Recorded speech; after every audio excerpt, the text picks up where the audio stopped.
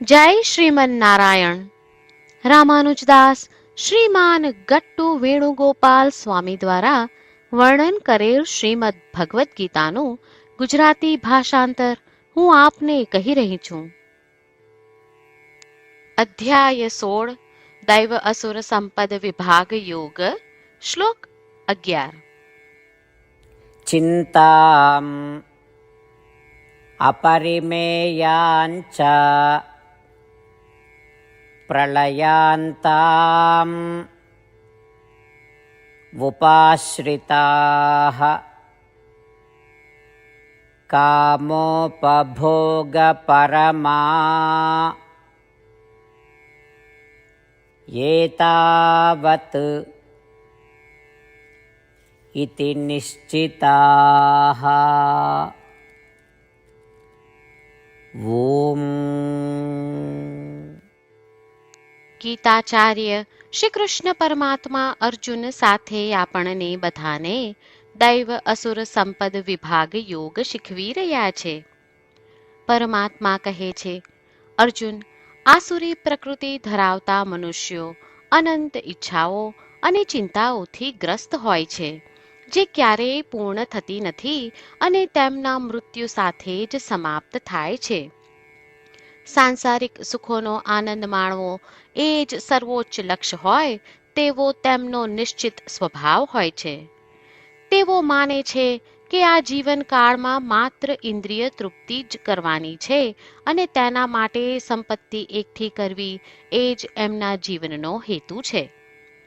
આ પ્રમાણે શ્રી કૃષ્ણ પરમાત્મા આપણને આસુરી પ્રકૃતિવાળા મનુષ્યોના આચરણ વિશે જણાવી રહ્યા છે અને આવું આચરણ ન કરવાની સૂચના આપી રહ્યા છે. તેથી શ્રી કૃષ્ણ પરમાત્માને પ્રિય ન હોય તેવા આસુરી ગુણો, વૃત્તિઓ અને દુષ્ટ વર્તનથી મુક્ત થવાનો સતત પ્રયાસ કરતા આપણું મન શ્રી કૃષ્ણ પરમાત્મા પર કેન્દ્રિત થઈને માત્ર તેમને જ જીવનનું લક્ષ્ય બનાવે તે પ્રમાણે જીવનનું ઘડતર કરતા શ્રીમન નારાયણની પ્રાપ્તિને આપણા જીવનનું ધ્યેય બનાવતા અને માત્ર શ્રીમન નારાયણનું શરણ લેતા ચાલો આપણે બધા શ્રી કૃષ્ણ પરમાત્માના શબ્દોનું આ શ્લોક સ્વરૂપે પુનરાવર્તન કરીએ.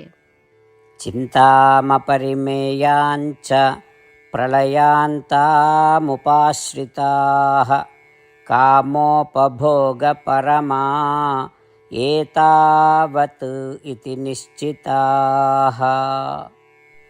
શ્રી કૃષ્ણ પરમાત્માએ આખી ભગવદ્ ગીતાનો સાર અધ્યાય 18ના શ્લોક 65 થી 70માં 8 ઉપદેશ દ્વારા કહ્યો છે.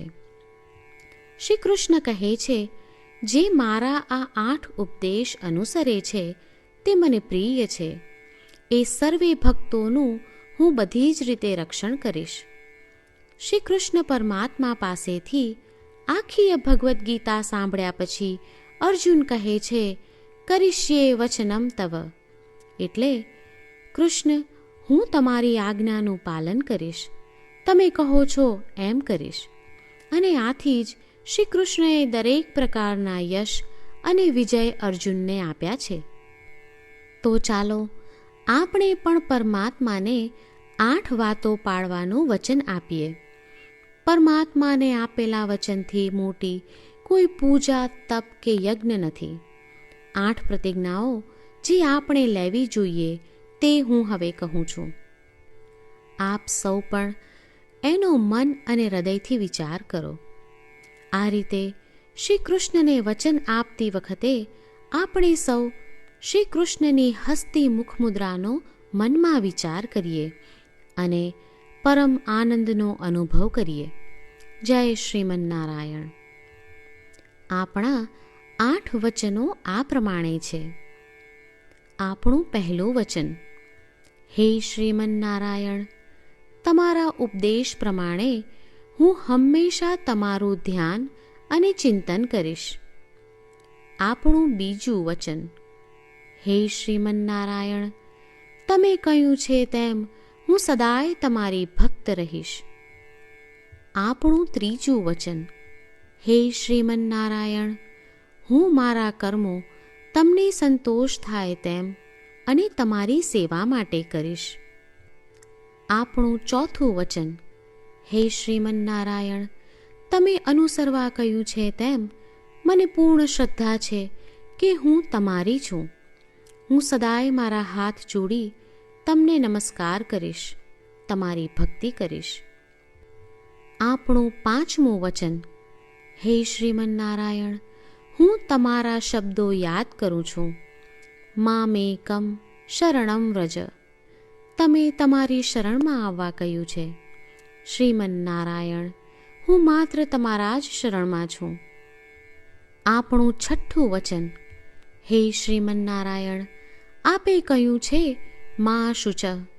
તમે અમને આશ્વાસન આપી શોક ન કરવા માટે કહ્યું છે, તો હું દુઃખી નહીં થાઉં, શોક નહીં કરું. આપણું સાતમું વચન. હે શ્રીમન્નારાયણ, અમારા કલ્યાણ અર્થે આપે શ્રીમદ્ ભગવદ્ ગીતા રૂપી આશીર્વાદ આપી અમારા સૌ પર કૃપા કરી છે, તો હું દરરોજ ઓછામાં ઓછો એક શ્લોક વાંચીશ અથવા સાંભળીશ એવો સંકલ્પ લઉં છું. આપણું આઠમું વચન. હે શ્રીમન્નારાયણ, હું ગીતાના દૈવી શબ્દો એ ભક્તો સુધી પહોંચાડવાનો પ્રયત્ન કરીશ જેઓ ગીતાથી અજાણ છે. હે શ્રીમન્નારાયણ, તમે કહ્યું છે તેમ કરીશ, તમે કહ્યું છે એમ વર્તીશ અને તમારા માટે જ કર્મ કરીશ. શ્રીમન્નારાયણને આપેલું વચન કે દરરોજ તમે કહ્યું છે એમ કરીશું, એ જ એક મહાન પૂજા છે. તો ચાલો આપણે સૌ દ્રઢ શ્રદ્ધા સાથે પ્રભુ પાસે એક સંકલ્પ લઈએ. શ્રીમન્નારાયણ, કરીશ્યે વચનમ તવ. શ્રીમન્નારાયણ, હું તમારી આજ્ઞાનું પાલન કરીશ. સર્વમ શ્રી કૃષ્ણાર્પણમસ્તુ. જય શ્રીમન્નારાયણ. ચિંતામ અપરિમેયાંચ પ્રલયાંતામ વુપાશ્રિતાઃ કામોપભોગપરમા યેતાવત ઇતિ નિશ્ચિતાઃ. ઓમ